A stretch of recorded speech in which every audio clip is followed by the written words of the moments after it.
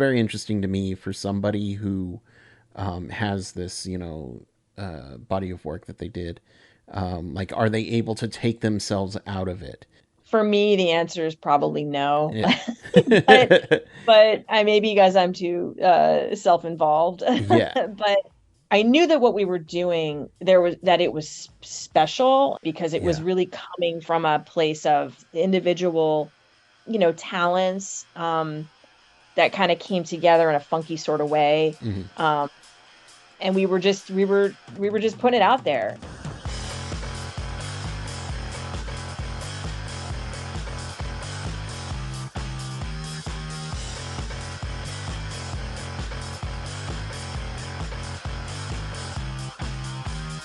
Welcome, everybody, to Casting for Two, the podcast, as always, hosted by me, Chris. Welcome, everybody, to episode number 498 of the podcast. Wonderful episode for you all today. Happy 2023. I hope it's going well so far. We're already in February. We're in it.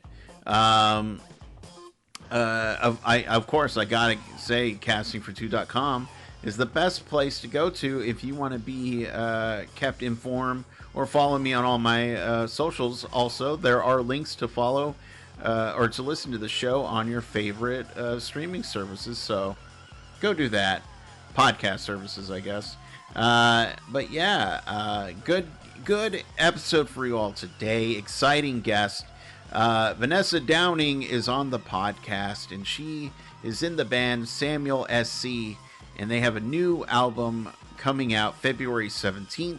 And this is one of those cases where the band has they did their own thing. They lived life and got back together after many years apart, and it was so much fun chatting with Vanessa. Just phenomenal person, and I'm done talking. All right, because this is an episode that I really want you all to listen to. So let's just get into it. All right, so everybody sit back, relax, and Vanessa, take it away. But how's your day going so far? It's going well, thank you. I went to work today and I just got home and I have a 13-month-old that lives here with me now. Hmm. I have a son with my wife Hmm. and so I got to see them briefly before scurrying upstairs um, to speak with you. So yeah, it's been a good day. 13 is 13 month, I should say. That's a fun age when You have kids? no, but I took care of my sister's kids for 10 years. Oh So, wow. yeah, so I understand at a certain point it's fun, and then the child learns how to talk back, and that's when it's not fun. So, yeah, Yeah. yeah, 13 month, that's great though. Congrats. Thank you. Yeah, it's been quite a ride. I'm a, first time parent Mhm. and doing it, later in life than most of my peers, which poses some interesting challenges and I would say, benefits and advantages as well. Mhm. I have a wonderful partner who's a little bit younger than I am, so she did all the heavy lifting with, pregnancy and all that, which frankly I never had any desire whatsoever to to Mhm. to go through that experience. Um, and we ended up with this really beautiful, lovely, just inquisitive and adorable little dude, and just kind of getting to know him. He's Mhm. starting to sort of emerge as a Yeah. little human now, over the last couple months. And I mean, when he was like a newborn, he was, of course, like ridiculously cute and tiny and, all the things. Yeah. And you could hold him in one, I could hold him like a little football and stuff like that. I like little babies, like they're kind of my jam. Yeah. I never had one of my own to take care of 24/7, so that was, a little scary, but but it's not so bad. He was all my female friends that have had, had all their kids, they were all like, "Oh, you've got an easy baby." When I would tell them what he was doing or not doing, and they'd say, "Oh God, you're so lucky. You're so lucky." And I said, "All right, good, good. I don't know Cool. anything different, so Yeah, yeah, exactly. Now you're just like, this is how it always is, though. yeah. No, I watched all my friends have their kids, and I definitely saw some scenarios where I was like, "Ooh, I don't envy you." Thank God I'm not a parent. And here I am. They're all gonna be having the last laugh when I'm calling them up and saying, "Oh, he's doing this or he's doing that. He's going through puberty," and they'll be like, "Oh, girl, we tried to warn you." Yeah, But yeah. anyway, No, yeah. my girlfriend teaches in middle school, and Mm-hmm. you just gotta watch out for that middle school era, because that's Mm-hmm. when apparently she says boys are terrors, and from what I've heard, I'm just, oh my gosh, and it made me evaluate, was I like that in middle school, and Well, hell, you were, yeah. I can honestly say no. I was always respectful towards the teacher. Would I tell the occasional joke? Of course, but it Mhm. wasn't to the point where I'm being sent out of the classroom because I'm being a nuisance. But she said that once you get past that middle school age era, then it gets better. And so I'm just like, oh, okay. In which my nephew, he's approaching that era, so I'm just like, oof. I'm gonna start handing out pow pows, so it doesn't matter. They're gonna get them. Nice, But just nice. but just I asked my sister this question, but after making it past that the first year, did you have this? And I know you're still, obviously you're still going through taking care of your son, but did you have this revelation of, oh my gosh, I kept this human being alive for a year? Yeah, I think every day I'm a little bit surprised Mm. that he's here still, even after a year. Um, yeah, I think once we got past to like 6, 8 months, Mm. I felt this big sigh of relief because when we were in the hospital when Catherine was giving birth, we were there for a few days because she had a planned C-section, Mm. because he wouldn't like turn around in the uterus,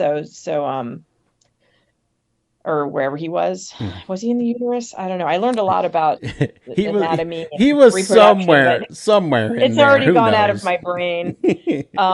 Yeah, he didn't turn around the way he was supposed to. So he was Yeah. breech position, and he just never decided to turn around. He was just cozy. So anyway, they said this is what we're gonna do. We're like, all right, fine. And so we were there for about 4 days, and I will say, like, all the nurses, they're all in maternity, like these are rock stars, Mm. in the health field.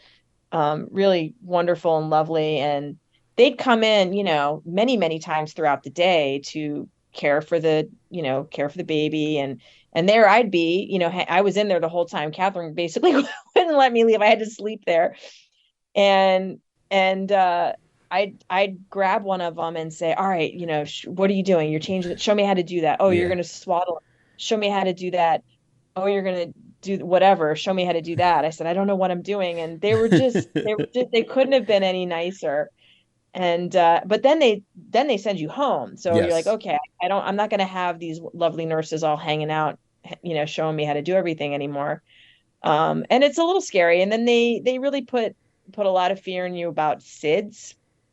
It's like mentioned over and over and over. Hmm. Um, don't let the baby have a blanket in the crib. Don't Oh have yes, yes, all yes, the things you can't sleep with the baby. And it really kind of yes. shattered my sort of vision of how life was going to be once we took him home. I imagined myself, falling asleep on the couch, watching, a show with my little infant curled up on me, and you know what I mean? And that Yeah. and I'm sure some people do that safely and it all works out fine. And I know because I see pictures of people doing it, Right. like Right. but I was so like these people really scared the crap out of me Yeah. about SIDS. And even though it's really a pretty low percentage of babies that actually die from SIDS. Hmm. It's for whatever reason they're like, you can't do this, you can't do this, you can't do this.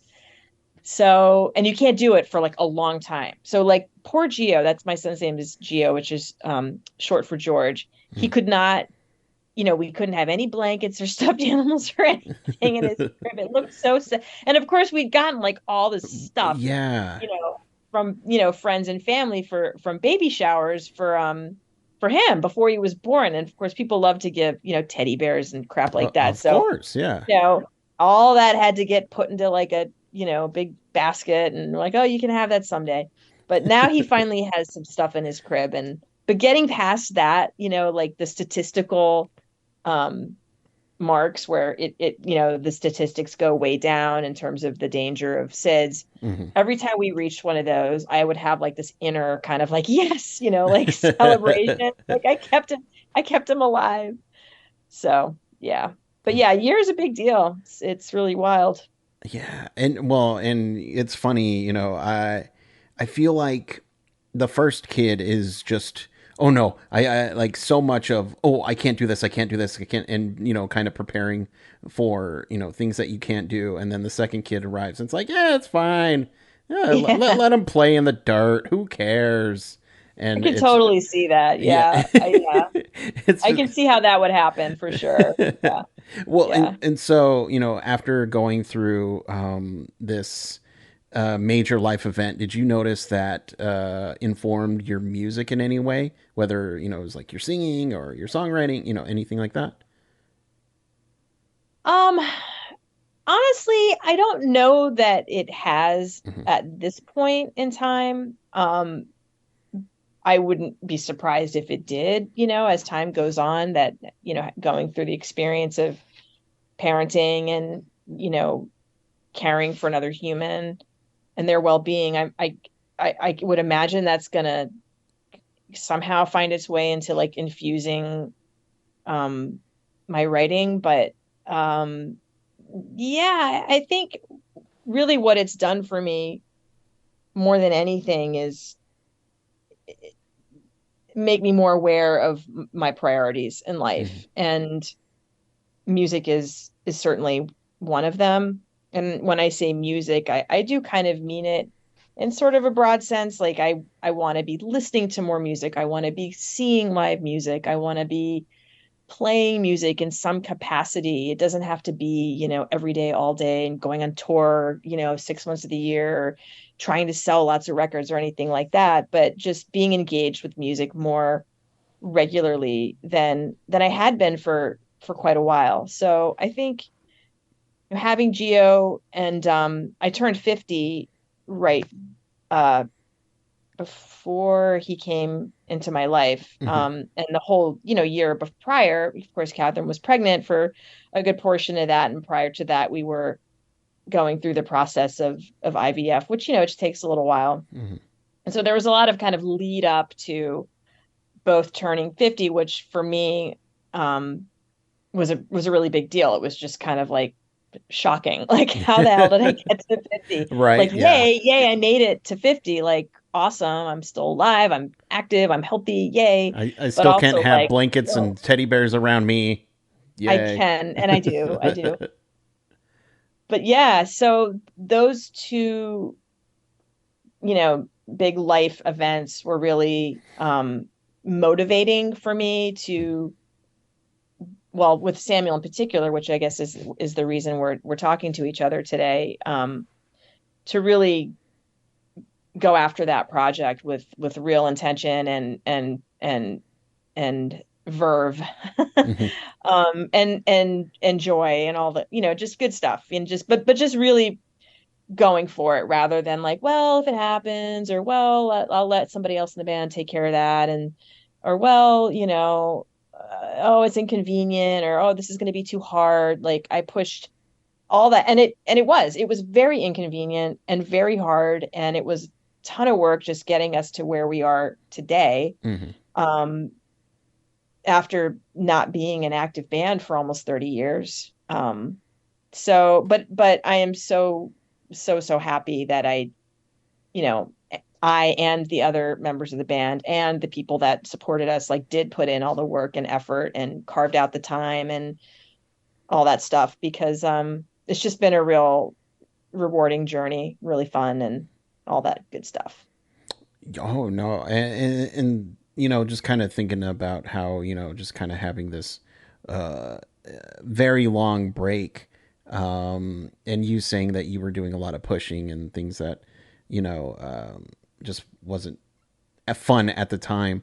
Do you ever look back at your musical experience and then just kind of, I don't know, have different feelings towards certain songs? Um, you know, when you hear them again today or anything like that? Oh God, yeah. Like, oh geez, I sound terrible. Oh, why did I write that ridiculous lyric? Or, I mean, I'm very self-deprecating Mm, and a super harsh critic on myself, which I think a lot of people are when they look at stuff they've created or sort of put out there for the public to, you know, um, consume, I guess. So,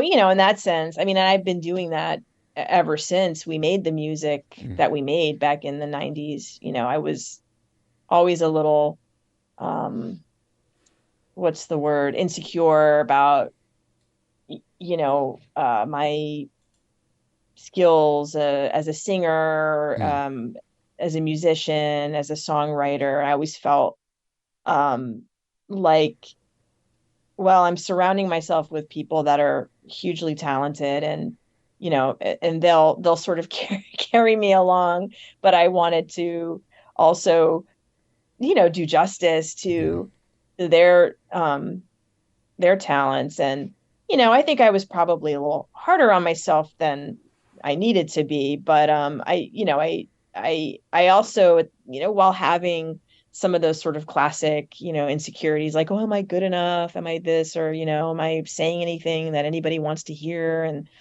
I think I also was a young kind of emerging person, in the Mm, world, kind of figuring out who I was and what I wanted and what I thought about things. And I had a lot of feelings and opinions. I wasn't super opinionated. I knew, enough to see the right and wrong around me and the world at large or in my yeah. immediate community, but I wasn't too wrapped up in being hugely political or things like that, even though I was, part of a kind of a marginalized group of people that at that time, and I guess still. Yeah.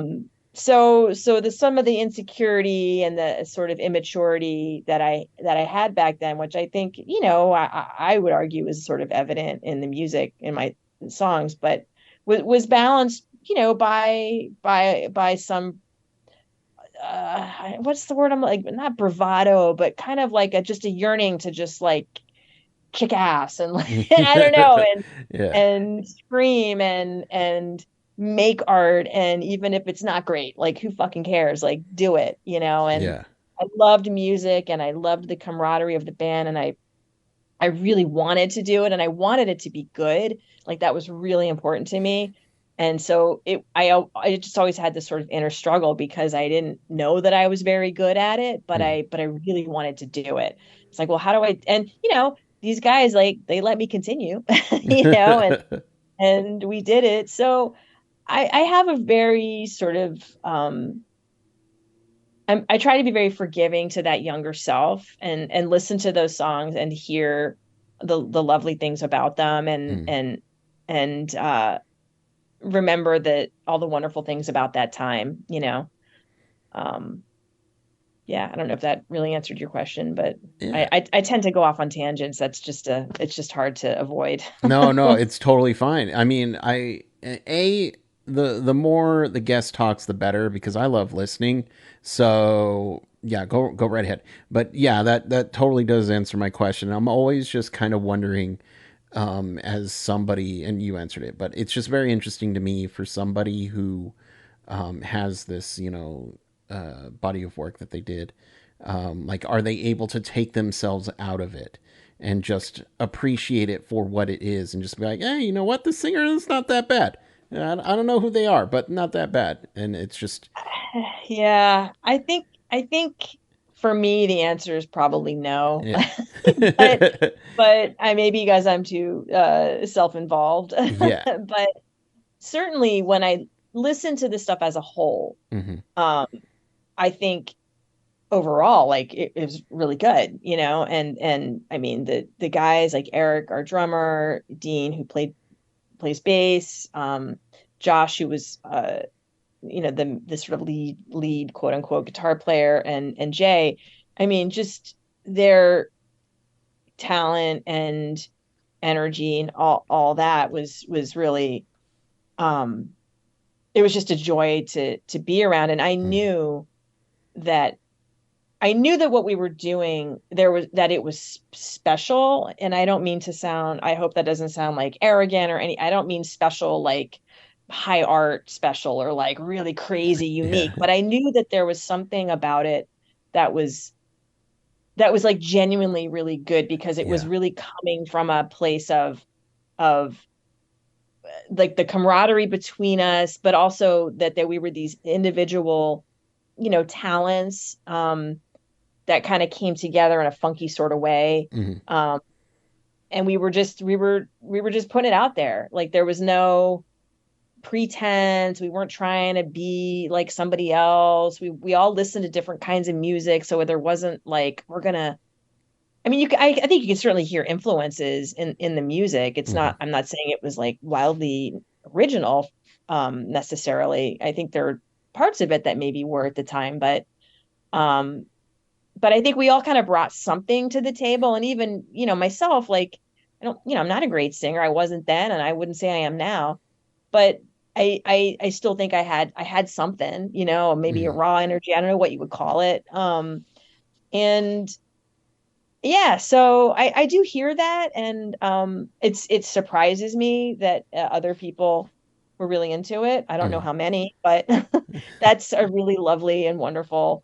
I think we all kind of were even then when we play shows. It was always hard to tell because hardcore kids back then a lot if they weren't like in the pit, which we weren't really that kind of a band. We were really more of Yeah. like a I don't know, rock band, pop band, indie band. um, then they were kind of just standing there, kind of nodding, with their backpacks on. Like, it was, you never really knew if people were into it. Yeah. And I say kids in the true sense of the word because we were kids and we were playing mostly to folks that were like, I don't know, 22 and under. Hmm. I mean, Josh, the lead guitar player, I met him, he was 17, and he and I say, "Yes, let's play together." I had been, learning drums Hmm. and could, keep a beat. Uh, he played guitar. So we started playing together and we are like, "Oh, this is fun." And then I don't recall exactly the timeline, but then we brought in Dean to play bass and another guy to play guitar, Hmm. Chris Broner. And I was like, "Oh, this is fun," and I was really excited to be playing drums in a band, it's, Yeah. "Ooh, wow," but I felt like, oof, this is like, I might be in over my head here. I'd be so exhausted. We played one show and I was like, how do people do this? Yes. Um, so pretty, pretty quickly after, I think our first or second show, I knew that the music was pretty good. And I had been in a band before that had split up, and I wanted to keep playing. I'd really liked that experience, and I wanted to keep being in a band and creating music, and I felt like this band maybe could have some legs, and Hmm. largely due to this kid. He really was a kid, Josh, because he was just so crazy talented, um, and just a sweetheart. We got along really, really well. So I said, maybe I should, I had sung in my previous band. I was like, well, I can sing okay. Maybe I should just do that. Like, I'll just do that. And let's get like a real drummer. Hmm. Um, and so my friend Eric, who had played drums for a while in my previous band, he was like, I'm down. So I'm giving you the history of the band, which I don't think you asked for in that question. No, I Somehow love I it. I love it. somehow I landed there. I don't know, because the whole thing is like a trip down memory lane Yeah. that, ends with us where we are now, which, now we're making new memories like a freaking Hallmark card. But yeah, so I don't know why I started going down that path, but it's fun to talk about, I'm not gonna lie. Because Yeah. I didn't talk about it for a long time. I didn't really have much reason to. Um, because the band didn't exist anymore. We weren't, we were kind of in touch with each other, but not, I wasn't personally in touch on a regular basis with most of the members of the band, apart from Dean, who I had remained very close to. And we continued to make music together over the last 25 years, I guess. Mhm. So it's been fun to kind of revisit like the origins and just that time. I mean, that I think that time of life, your early 20s, whether you're in college or doing other stuff, is like a really pivotal time. It's like you're Oh, for growing sure. and you're For sure. suddenly kind of like figuring stuff out, but also going through all this like drama, like heartbreaks and bands where everything is like so important, and the really intense friendships and stuff that you think you don't realize at the time is kind of unique to those circumstances. And it's hard to replicate later in life after Mhm. everybody's, paired off, got married, gotten jobs, or started businesses, or moved away, or had kids. Like it's really unique to that time, at least, in my experience.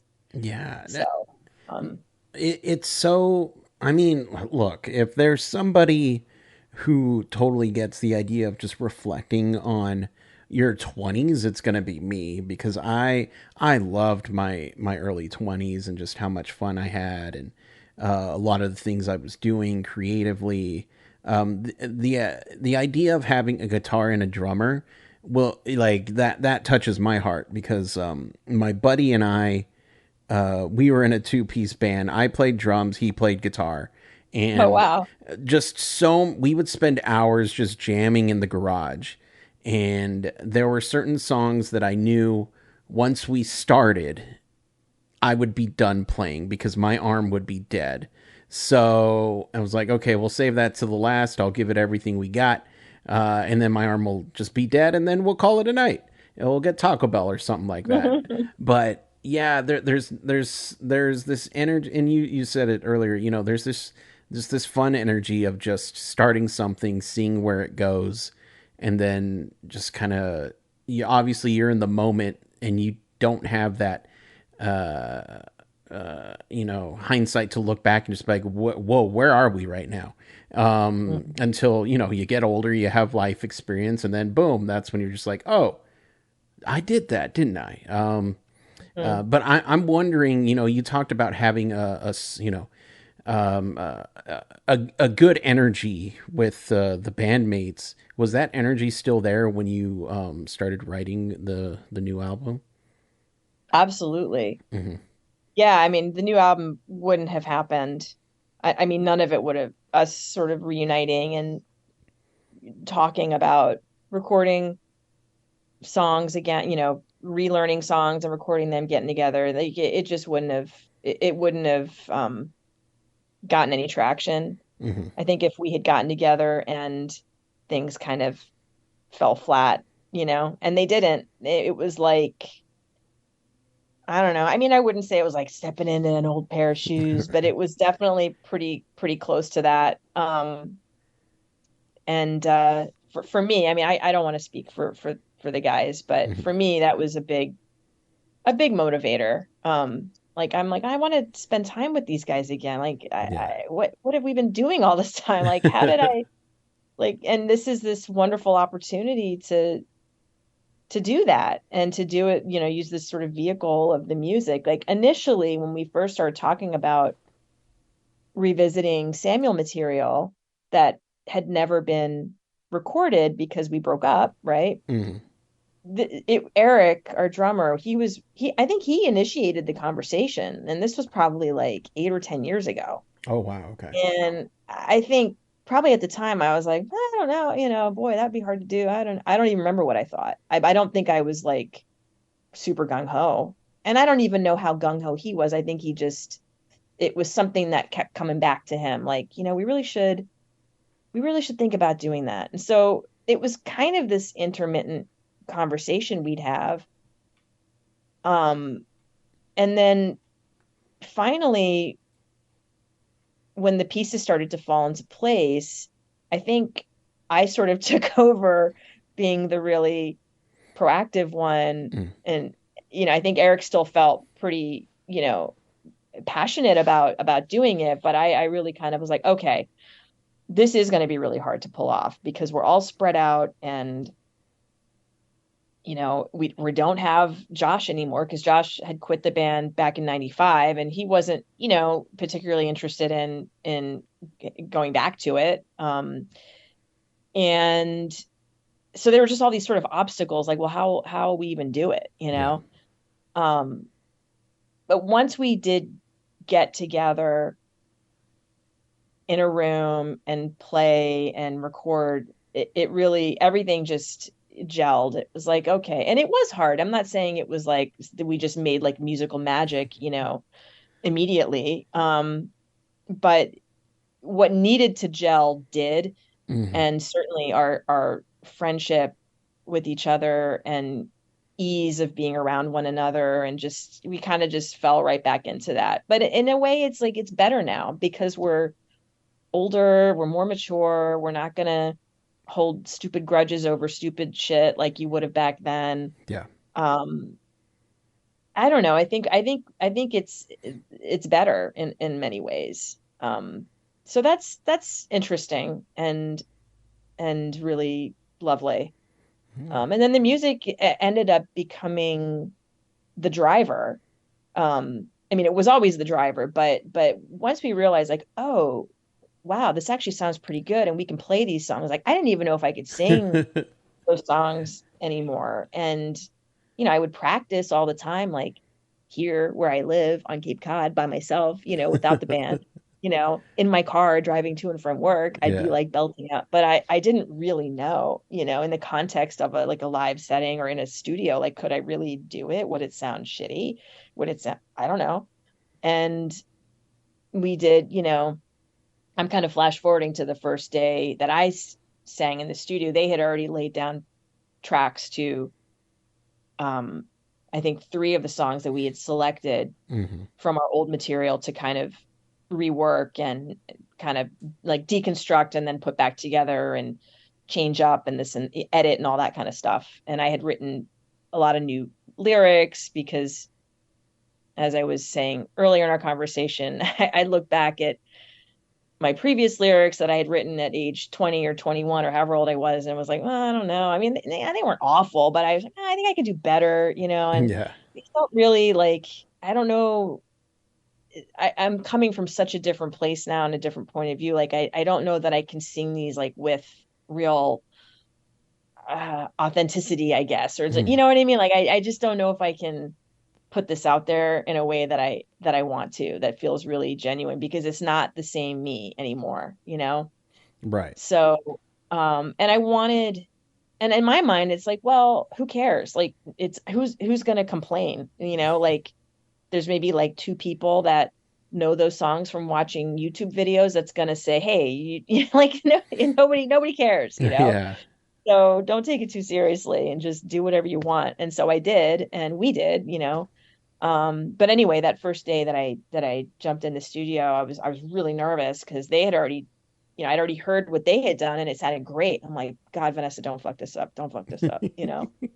And I think I went in and I did, I don't know, I laid down like one take for this song called All Up in It, which is just really kind of like a pretty straight ahead kind of post-punk it kind of melodic song. It's a pretty fun song. Hmm. Um, and I came out, and I think that's the song I did. It might have been a different one. I don't know. But all I remember is coming out of the vocal booth and seeing James in the main room of the studio, and I just started crying. Like, it's so corny, but like, and we hugged each other, and I think he was a little teary too. And I was like, I can't believe this is happening. This is like so wonderful. And that was just a really neat moment. and so that was kind of it. Like, yeah, we're gonna do this. Let's just do it. Let's just see what we can do, and it'll go as far as it goes. We're not gonna, we're not trying to, get famous or anything ridiculous like that. Let's just have some fun with this because it Yeah. feels really good. And the fact that you had that reaction, I don't know, it just speaks a lot, and I'm certainly glad that you were able to get some new stuff out, because I was listening to some of it earlier, and I really enjoyed it, and yeah, Oh, thanks.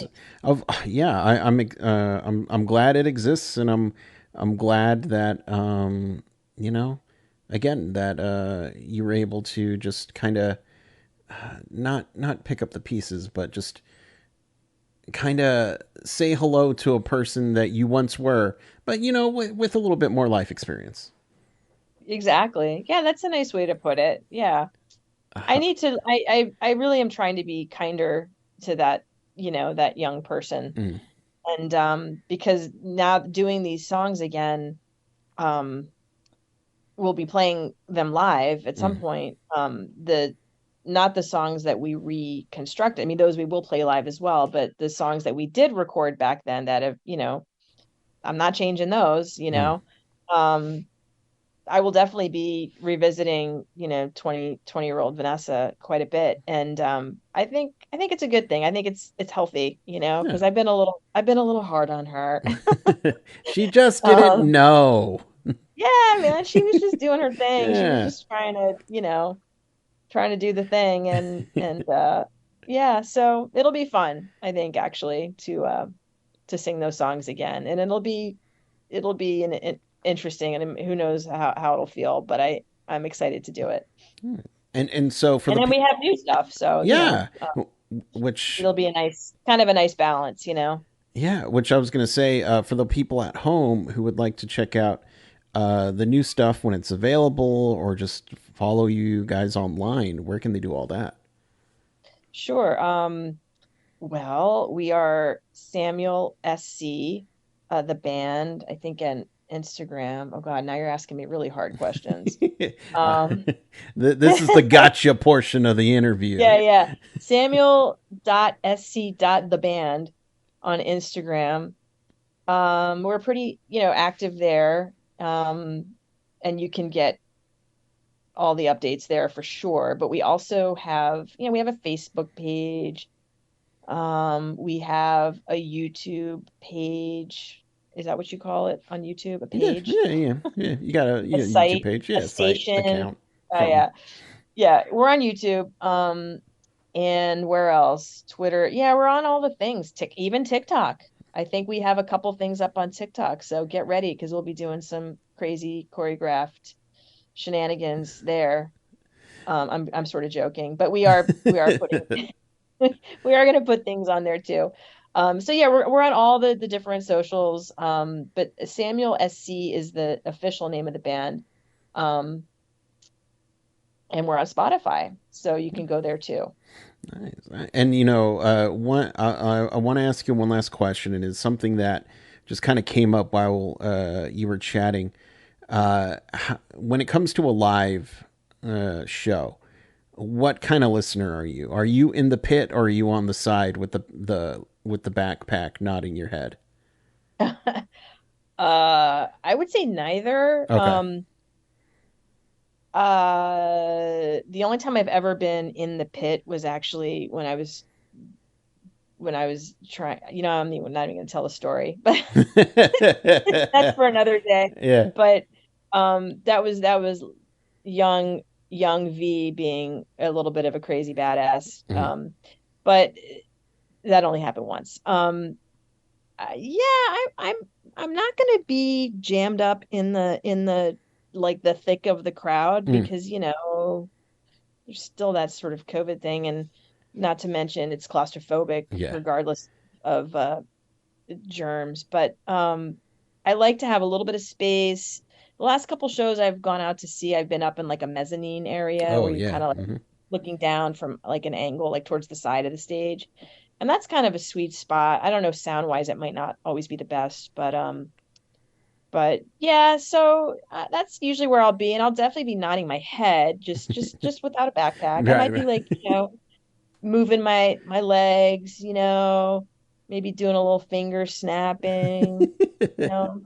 Who knows? I could do a little like in place, sort of like little mini pogo, Oh, potentially, mini, not really my feet, not really leaving the ground, but just kind of my heels coming up. I might do that. God, oh, but what you're saying, I totally get. I bought tickets for Silver Sun pickups, and Okay.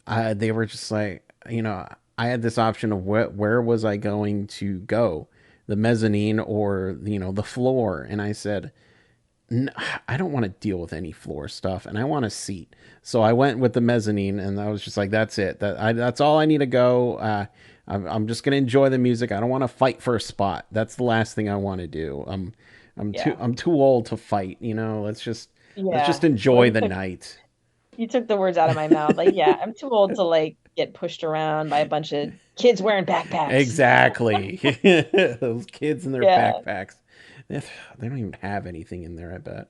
Well, anyway, You can't bring backpacks into most venues, can you? I don't think so. I don't. It's been a while, but I would assume if it's clear, it's okay. But still, I'm just like, I don't know. Chris, I think we both need to get out more. This I, is these I, these are important facts to know. What are the kids bringing to shows now, if not backpacks? I mean, Where do they put all their stuff? I'm sure this is why the fanny pack is back. Oh, you're hurting my feelings now. It is. No, it is. Fanny packs and like, I don't know, cross bags and stuff like that. Yeah, that's where Mm. they put them all. Whatever they put. Yeah, I don't know what kids are carrying, but that's what they got. Water, lots of water, Yeah. potentially. Always hydrating. Yeah, Um, a lot of hydrating going on. but Vanessa, thank you so much for chatting with me. Anytime you want to come back, just say the word. All right. Oh, that's really kind of you. Thanks for inviting me and for giving Samuel SC a shout out. We really appreciate it. And good luck with your podcast going forward. And thanks to anybody that decided to listen to me ramble on incessantly about babies and nostalgia. Hey, and you know what? This is the podcast to do that. Okay, so no worries. Cool. Um, Awesome. but yeah, I'll let you get back and go spend have some baby time, and have a wonderful night and keep staying safe and healthy. All right. All right. Thanks so much, Chris. You be well. I will. I will. Bye bye. Okay. Bye bye.